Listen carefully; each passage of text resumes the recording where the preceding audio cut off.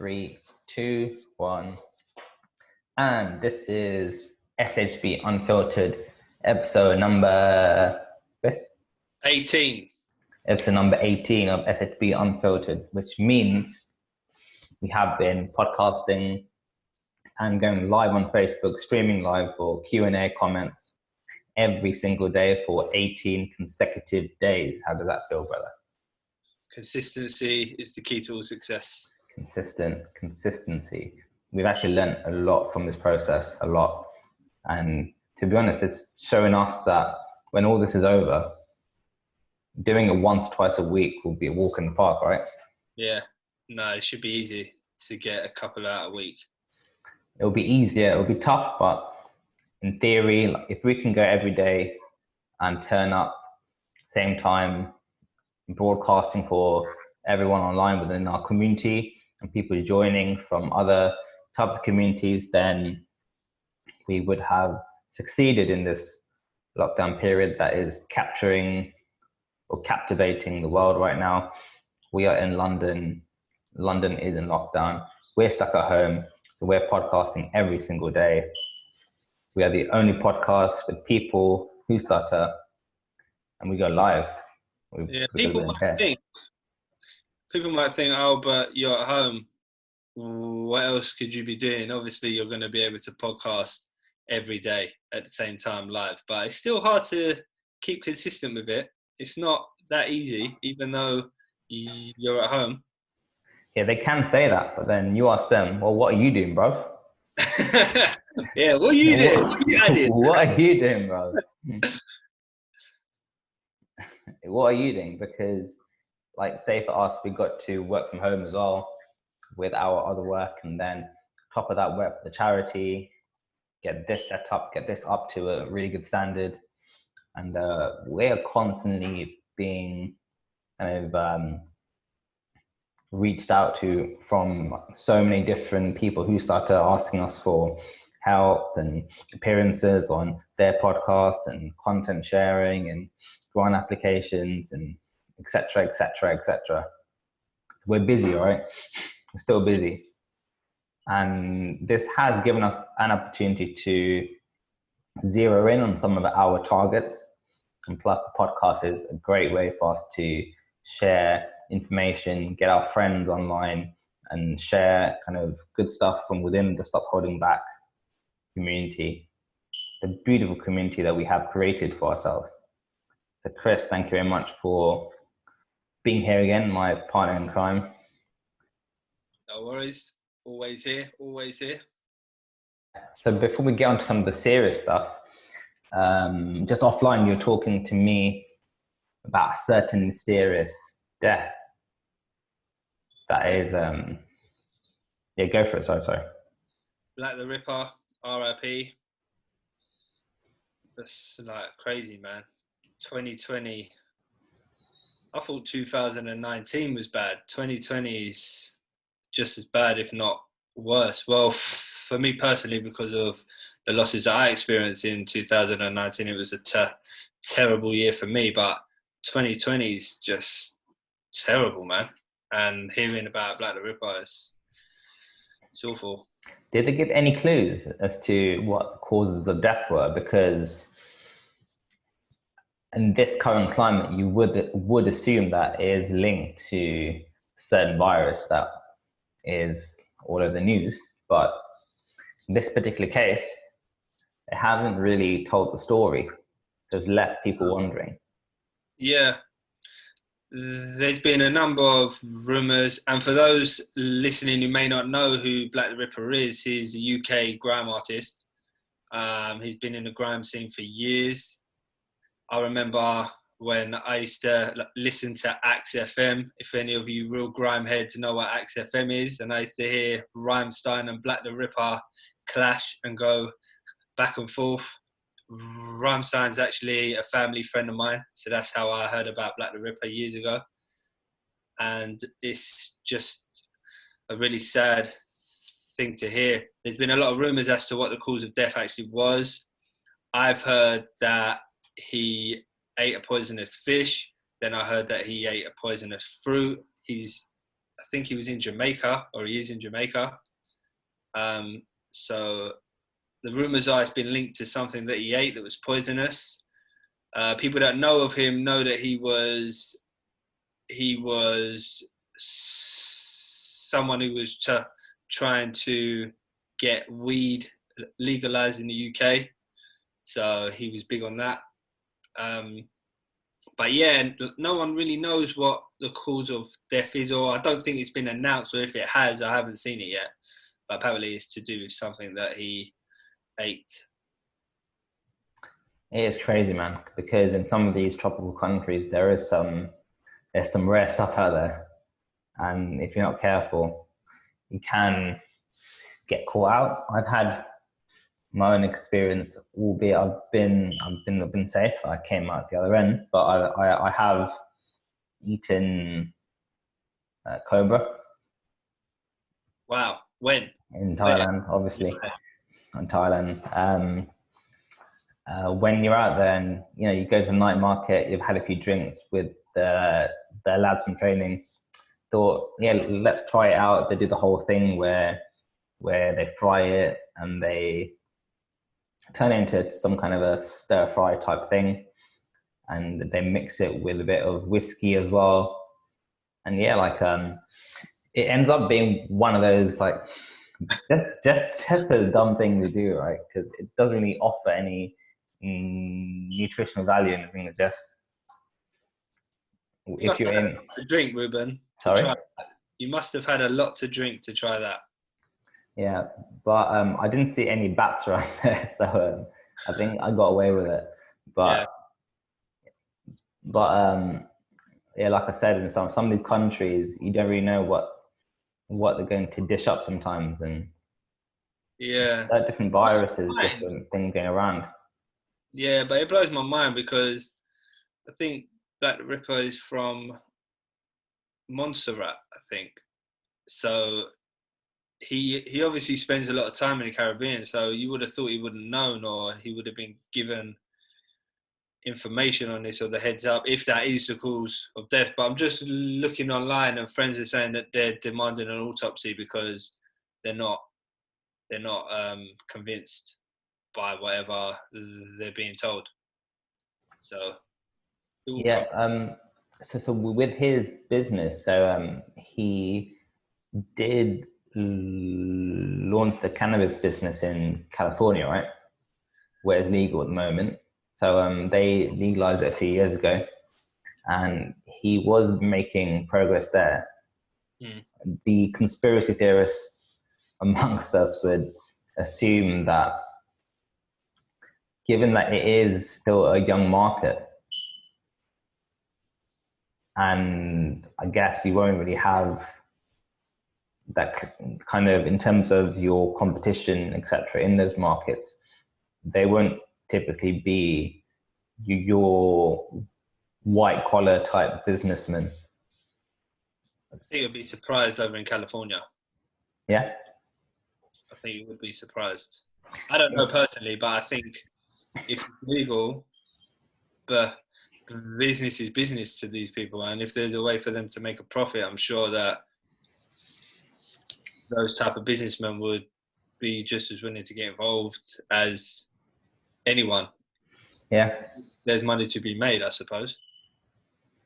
Fair enough, but that's not our area of expertise, so we can only talk about what we know, right? Which can only surmise. Which conveniently brings me on to the talking point of today, which I thought would be very interesting for just ourselves and for our listeners understand and discuss why there are so many different types of speech therapies, speech programs, approaches, techniques, both physical and psychological and emotional, and why there isn't a definitive answer out there.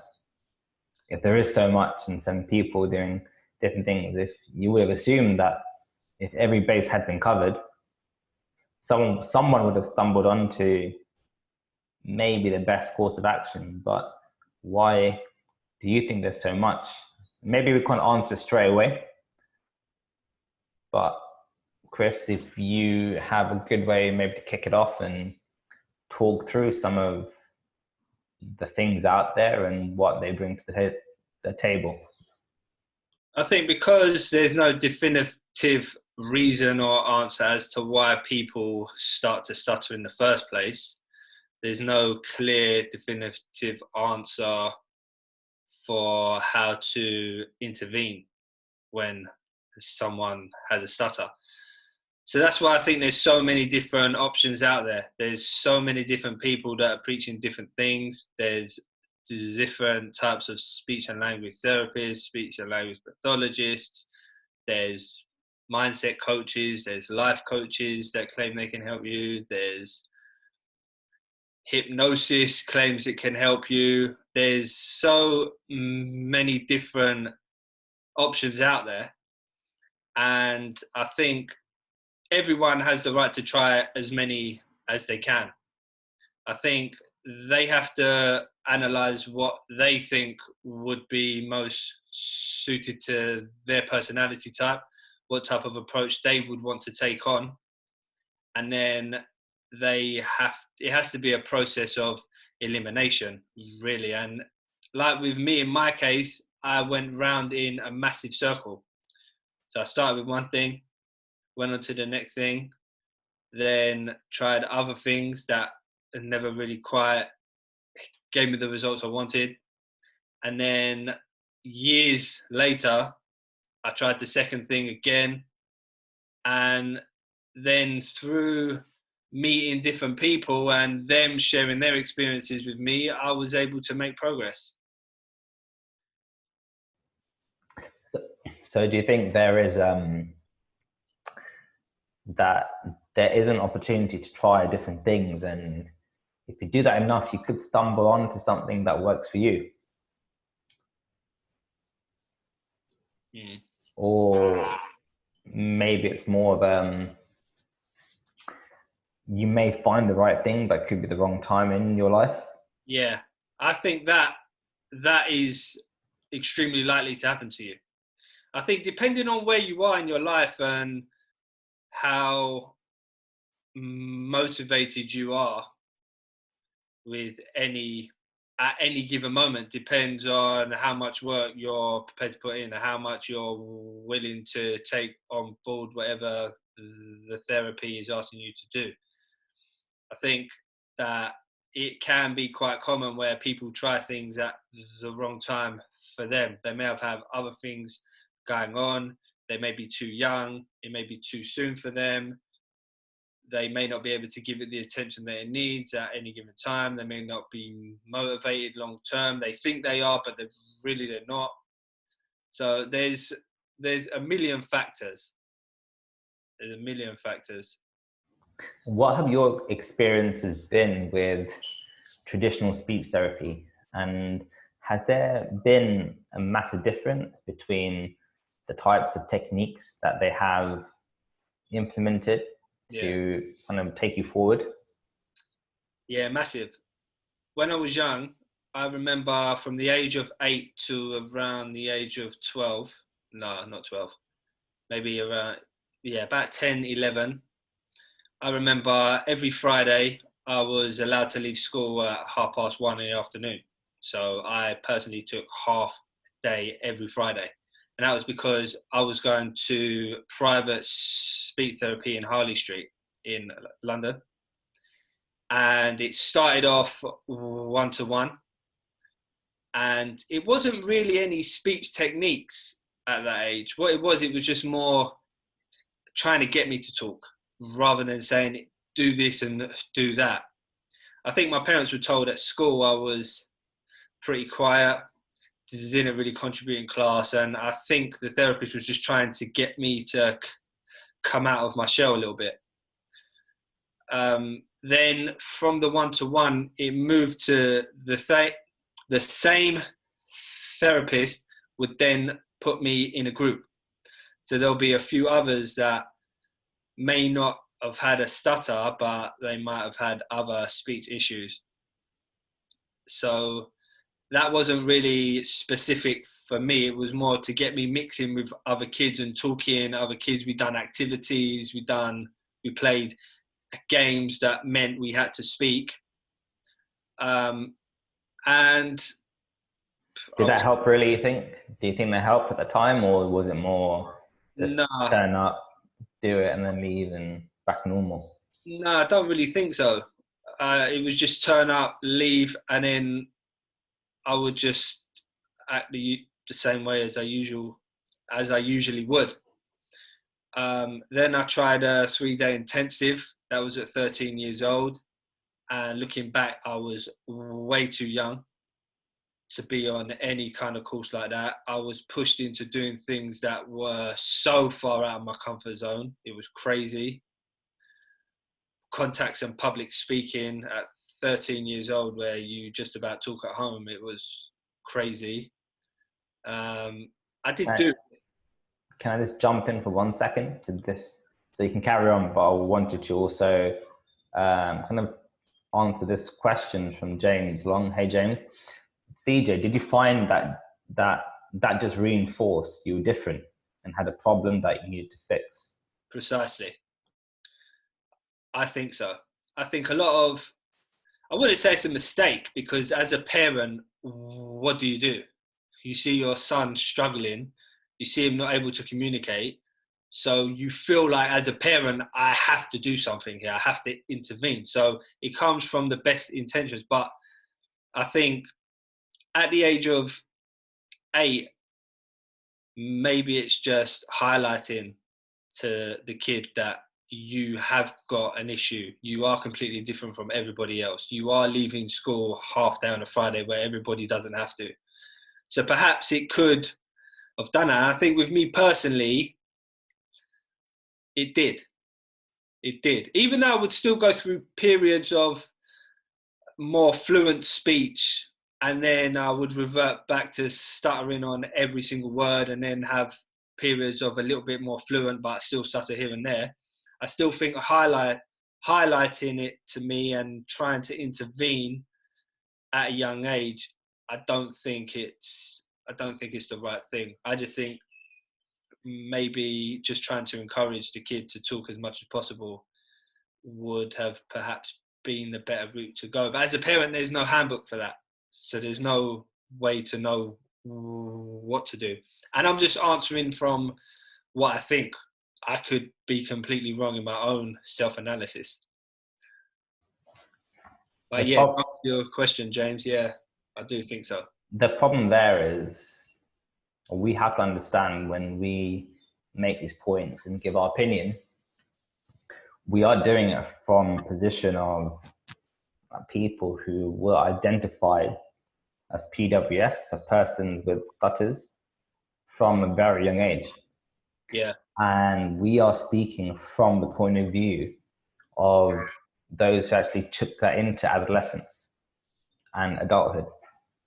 Because I think statistically, about 1 or 2 in 10, I think it's 1 in 10 of kids who experience speech impediments under the age of 10 take it further. So we were in the part of that 1 in 10 group. So there must be another 9 out of 10 kids who actually went through that process and managed to solve it at that time and put it behind them before they really grew up and consciously started absorbing negative memories. Yeah, but it's very hard to find the common denominator between the kids that didn't take it into their teens or into adulthood. It's very difficult. The most common thing I've heard, though, to be honest, from people that I've met, I've actually met a few people when I'm out doing contacts. Oh, I used to stutter when I was a kid. Okay, how did you get over it? I went to this therapist and they told me to slow down when I speak. That's the most common answer I've had. And you think, wow, I wish someone told me that when I was 8 years old. Maybe I would have got away with it. I don't think it's as straightforward as what they said, because they would have been told this like really early on before they had started to really build on their emotional system and develop a lot of negative memories and emotions and those types of things. So that could have like really quickly actually addressed the issue with fluency. However, like with slowing down, you have kind of tried it by yourself before, when you're practicing, and even when you're coaching as well. It isn't something that we do naturally. And maybe as a kid or as a young kid, it's easier to implement that type of change early on and make it stick. And they probably would not be able to remember any of the complications around that, because the fact is it took place so long ago before they developed any real emotional connections to it. So there could have been so much more to it between them and the parents and therapists discussing things while they're kind of playing with toys and like going through different treatments and experiences, etc. So I don't think it's as simple as just slow down when you're 5-6 years old. There must have been so much more to it, so much more that went on in the background that they would not know about. And if they were aware of it, they'd probably still be starting today. Yeah, you make great points there. Yeah. Also, I've also heard from other speech and language therapists that say that any intervention after the age of 4 or 5 is too late. There's also speech therapists that put that argument forward. I know I've spoken with Anthony Hinchcliffe's girlfriend, who is a speech therapist, and she's from Australia.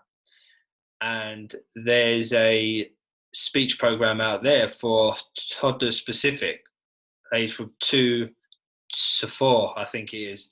Can't remember the name though. I've just been trying to Google it, but I can't remember the name of the program.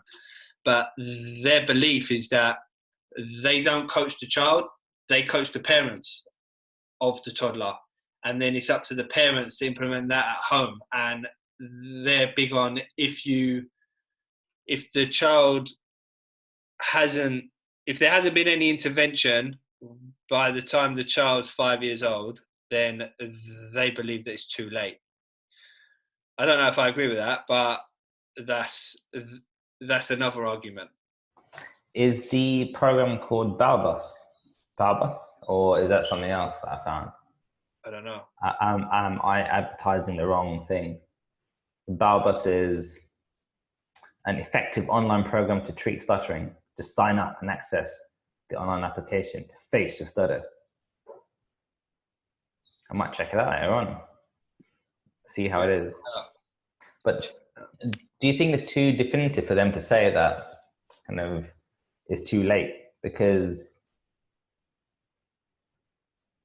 loads of people have success and get rid of it completely. Some people get rid of it to a comfortable point when they can actually succeed in their lives, and that's kind of what we are doing. Obviously, it's still there, but I don't really care anymore. Do you? Yeah. I think what anyone says could potentially be too definitive when it comes to stuttering. I've heard a story. I've got a friend, a guy called Chris. He's older than me. Is his surname Jackson as well? No, not Jackson. He's right there next to you.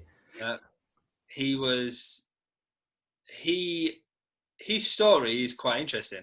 So he started his whole life and he struggled, and then he met his girlfriend, and he hid his stutter from his girlfriend. Hid it. I think he was telling me the relationship was getting a bit rocky because of the way he was acting about trying to hide his stutter. So he was avoiding situations and not going out with her often. And it got to the point that it nearly brought him to tears, and he had to confess to her, I've got a stutter. And he said, I loved her, and because she turned around and said, who cares? He said something just flicked in his head. The switch just flicked in his head. And he was like, well, if the person that I love, her attitude is, who cares? Then now this gives me the right to freedom about it. And he said from that point on, he wasn't fluent, but he was so much more comfortable with it. And then he got a job where he had to be on the phone in an office.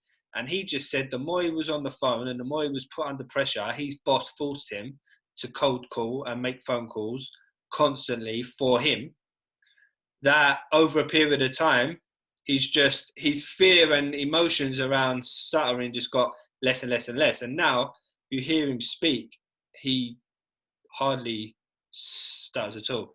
And he's not trying to implement any speaking technique or any breathing technique. He doesn't use any tools, or it's not constantly on his mind. I don't even think he identifies himself as a stutterer anymore. Yeah, it's just him being himself, isn't it? And yeah. It's incredible what you can do if your mindset, if it's wired a certain way. It's incredible. Got a good question from James again. He's been killing it today. James Long, do you think the reason why a child doesn't grow out of a stammer is more psychologically or neurologically based? Psychologically or neurologically? Neurologically. I think it's psychologically, personally.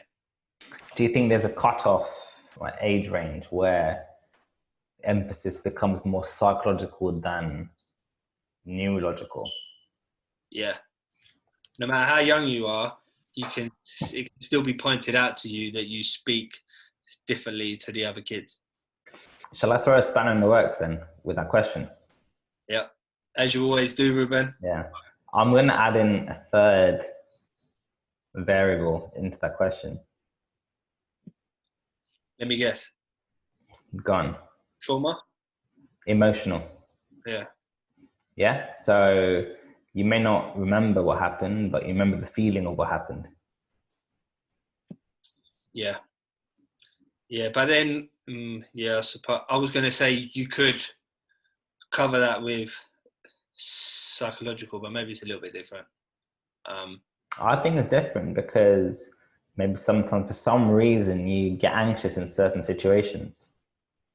You get anxious, anxiety takes you over and freeze, you tense and everything. And people experience it all the time for different types of phobias. Got a friend who's got some kind of phobia for crabs. Yeah.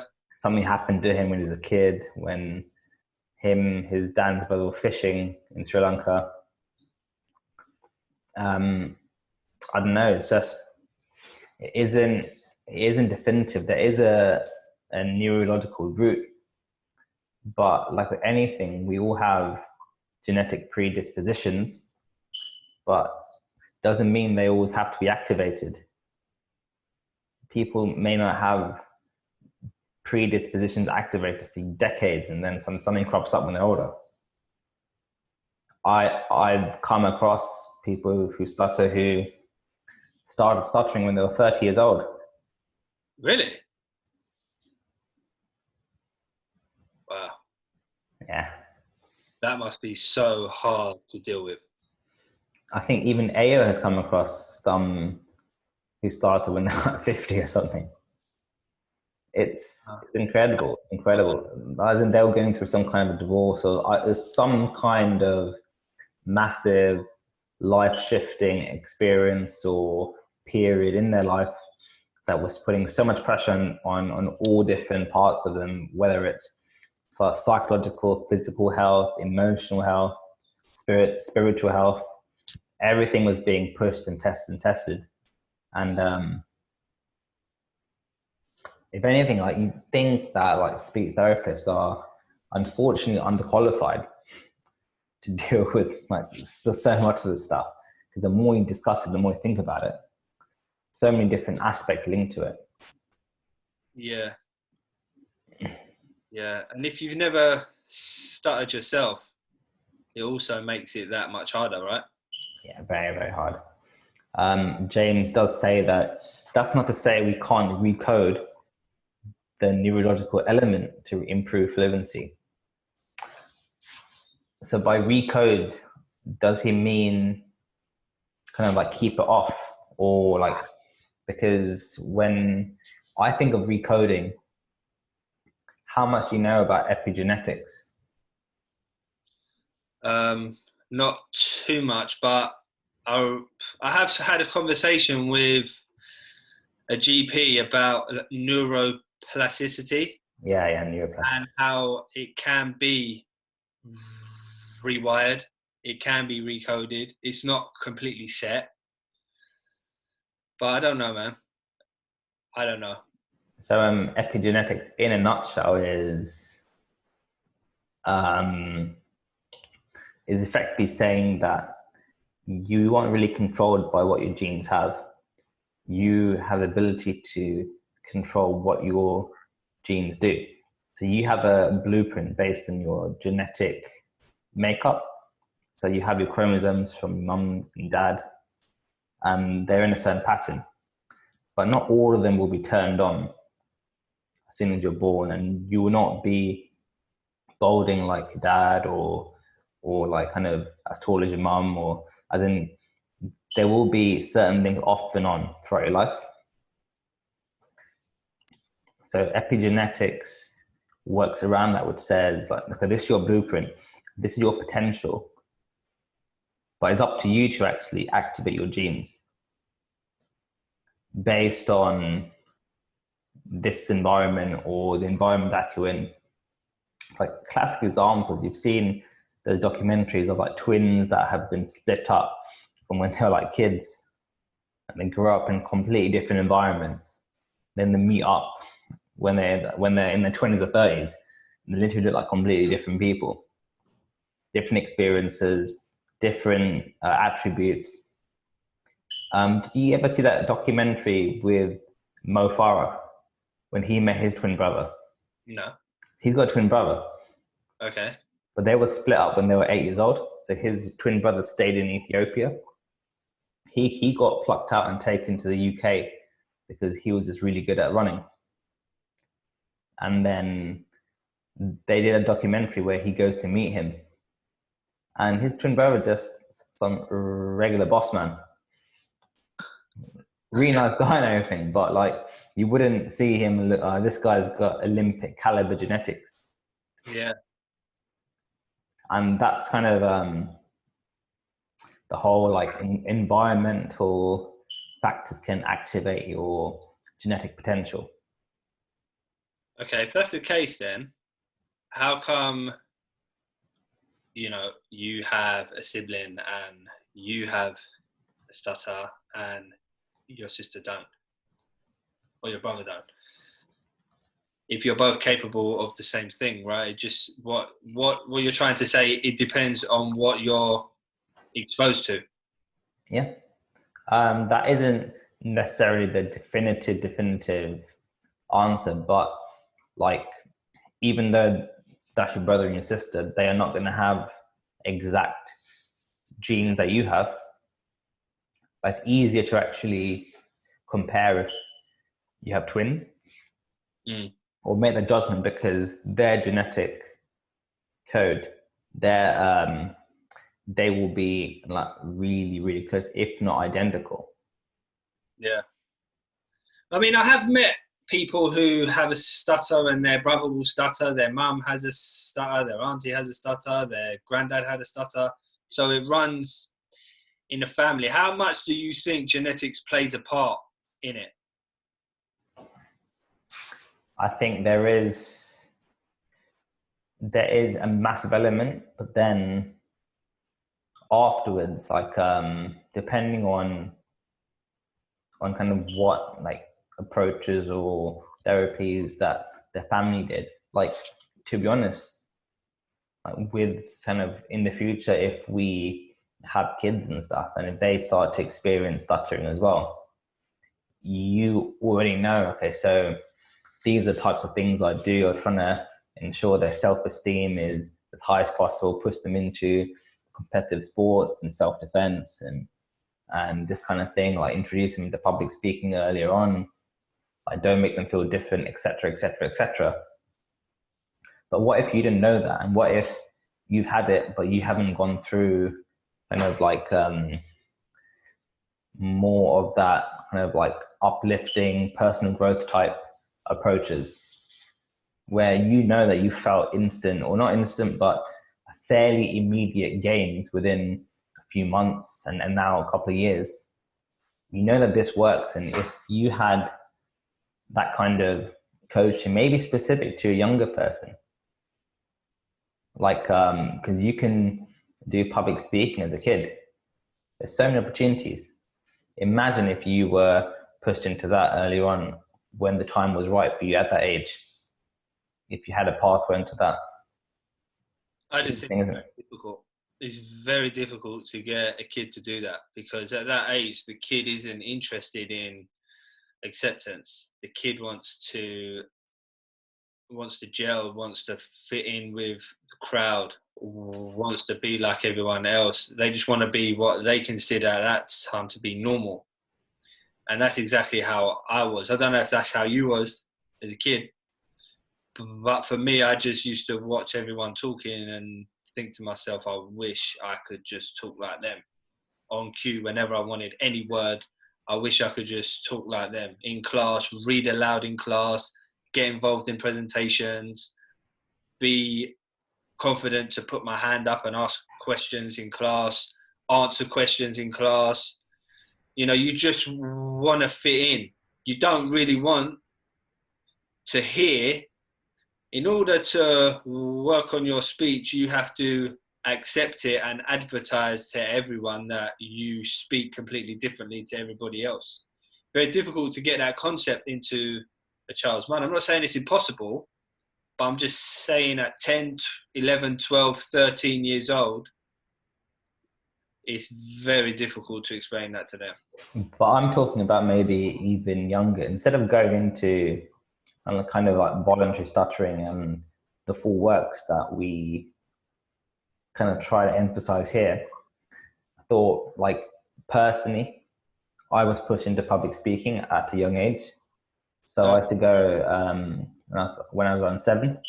And one of the big reasons was because I've got an older brother, and I used to love him up, man. Whatever he did. Who you look exactly the same as, by the way. I really don't. But I used to love him up. That's changed a lot now. But everything he did, I just wanted to copy. And he started doing kind of like public speaking classes as a kid.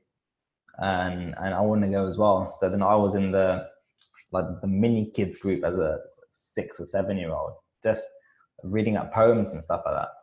And then I just actually enjoyed it because I was just doing the same thing as him. And what that does, even though you kind of have stuttering, like there just can't speak when I want to speak, and these people speak like this, but why can't I like speak like that? You do actually get to experience positive experiences really early on. Yeah. You have that kind of hope that one day it will sort itself out, as opposed to constant negative. You can actually have your moments really early on in front of like a group of 3 or 4 other kids and teacher, just reading out like a 1 paragraph poem for a 7-year-old. That's massive. 7-year-old is massive. You get clappy clap at the end and stuff, and then they give you sweets, and then, you know what I mean? Like, it was just really good. And it's also positive vibes for the parents as well, because they feel that they are making progress in their own way. So they would be reciprocating emotions positively, as opposed to thinking, nothing's working. Is it my fault? Is it his fault? Etc. Yeah. Yeah. It's also important to explain to the parents that when the kid's that age, it's important to explain to the parents how important small wins are. rather than massive wins as well. Without a doubt. Like even The parents' expectations at the same time. Even just reading out a 4-line paragraph, massive to like 3 or 4 other kids similar age to you, massive and stuff. And then when you get better, you can make it more fun, like do emotions. If you're imitating like an animal and stuff, do the sounds, and turns into a bit of drama as well, a bit of acting.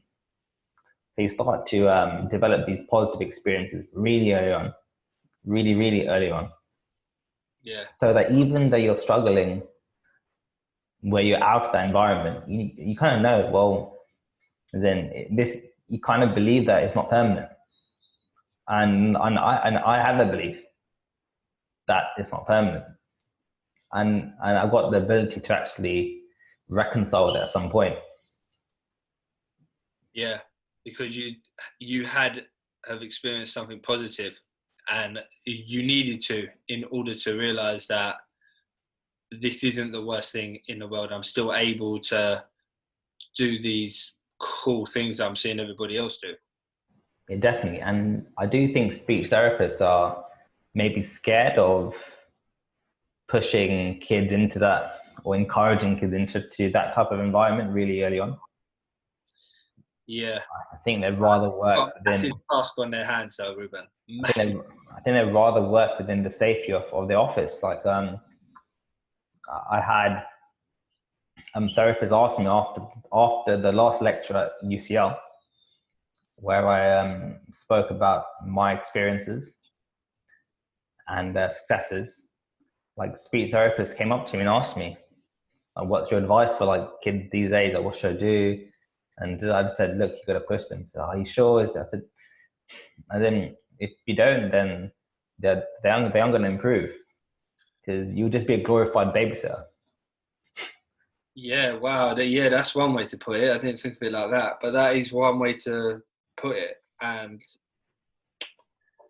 yeah, if you're not pushing them to take action and make progress, then at the end of the day, you're just there to be,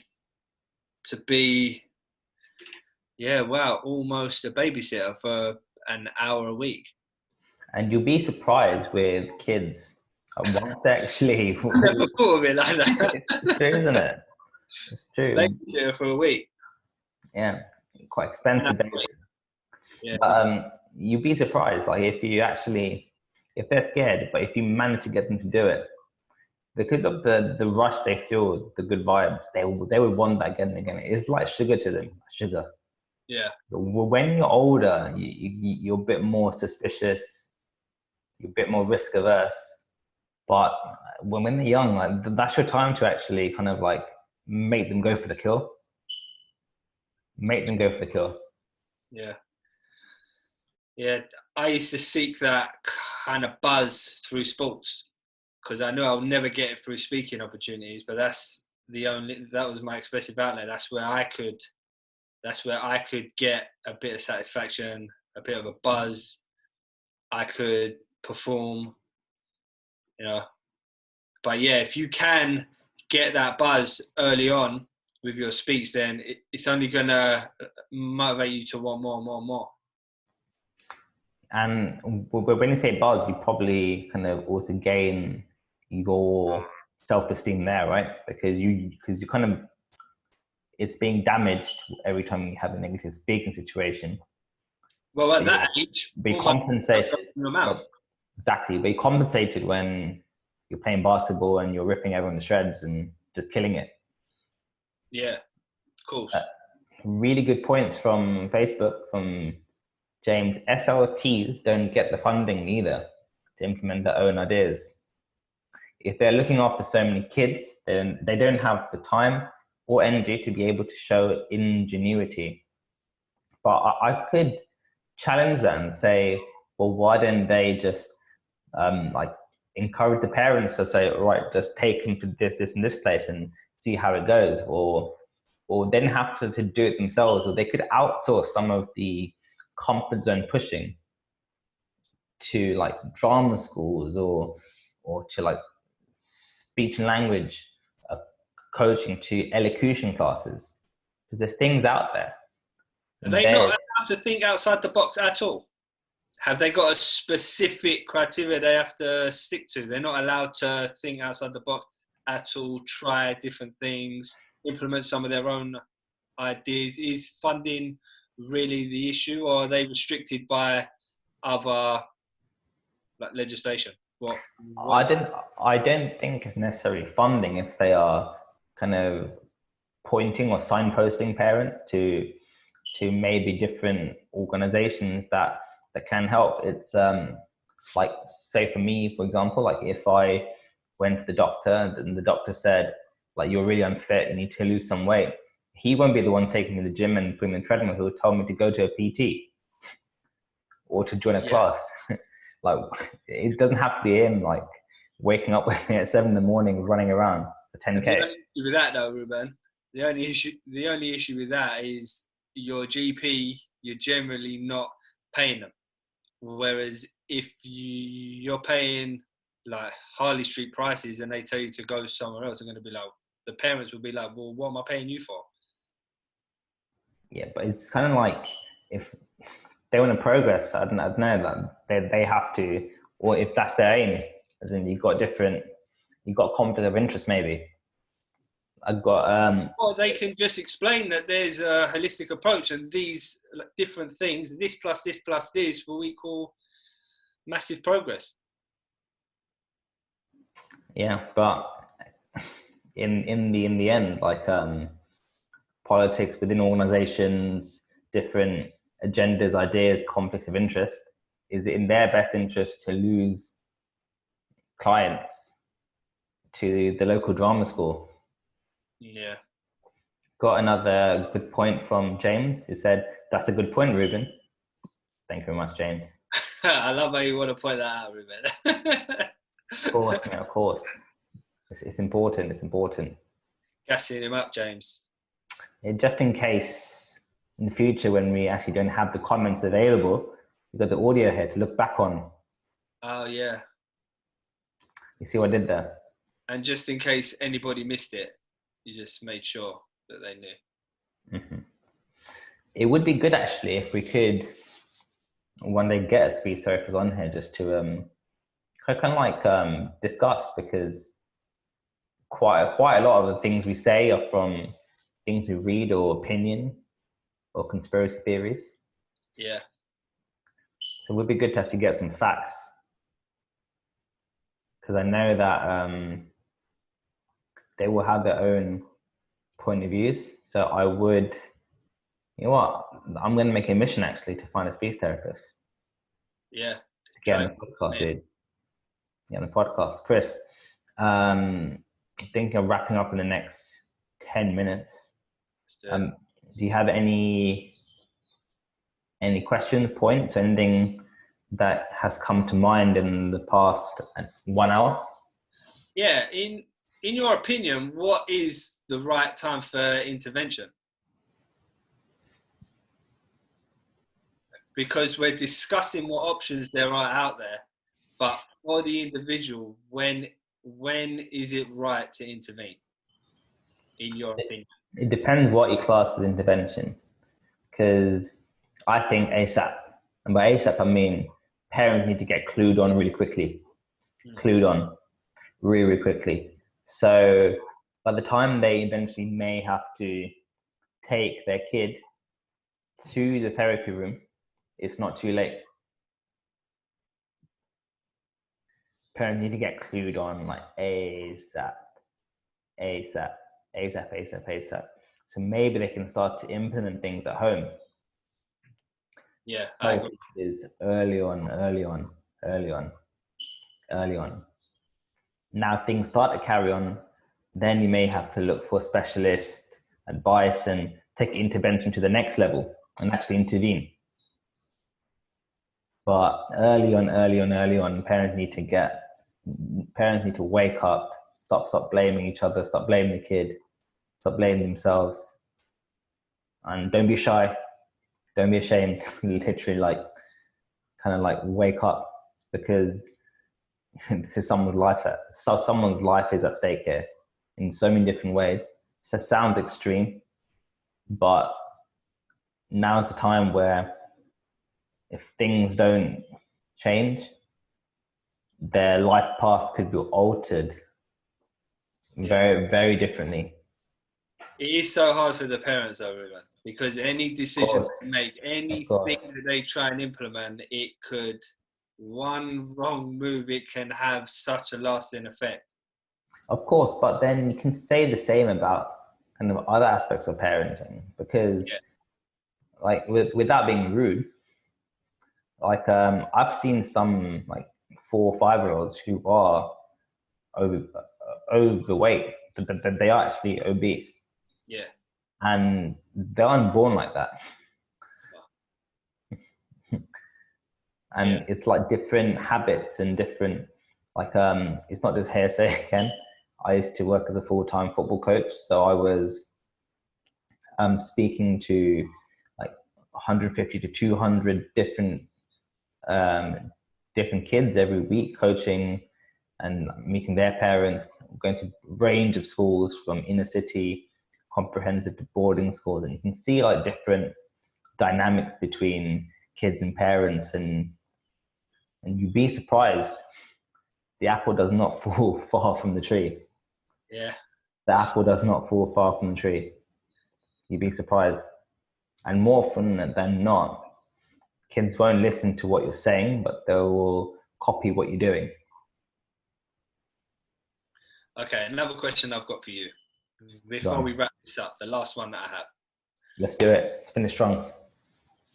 If parents have a kid who begins to stutter, do you think it's more important for the parents to help that child work on their self-esteem immediately, or start to work on their speech in terms of taking them to a speech therapist as quickly as possible? Self-esteem.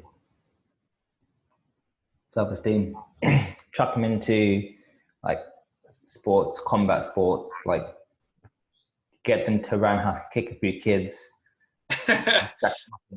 No, I'm joking in that sense, but get them to actually build confidence in other areas of their life to get them really good at.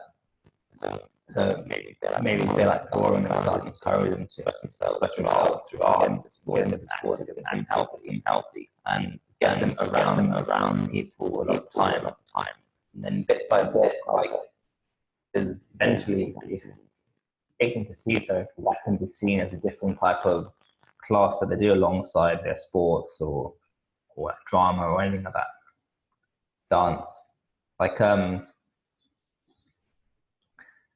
Like there's so many examples of people when they're older, they have overcome their stutter despite this and this, but like quite a lot of the famous people, they've had innate talents that they've been honing for a number of years. Gareth Gates is like, he came second in Pop Idol and had all these singles and stuff, but he was actually actively like going to singing classes and like playing instruments and stuff. You don't just work that out by yourself in a speech therapy. Yeah. And then this is something that he was pushed into when he was a kid. Like footballers, sportsmen, yeah, fair enough, they're going through problems, but their parents made sure that they were pushed into different things because they knew that at some point these skills would be able to like help them in their speech. Yeah. If the speech wasn't rectifying itself as they grow up. So definitely. Yeah, smash the question, Chris. Yeah, smash it out the park. All right. Your answer.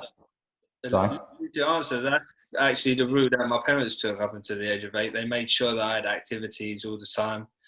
I was always part of every after-school activity, football on the weekend, made sure I was mixing with as many kids as possible. So, yeah. But like we said before, you just never know. There's no definitive answer. There's no clear route to success with intervention when it comes to kids. Yeah, definitely. And in the end, who cares if you got a stutter if your kid is like the under-10s world jiu-jitsu champion? Yeah. All at the world Thai boxing champion. Yeah, but it's still not nice to see your kids struggle to get words out, you know, no matter if they are the under 10s London table tennis champion or whatever they might be. Yeah, of course. And for them, it will be damaging to their kind of confidence and embarrassing, all kind of stuff.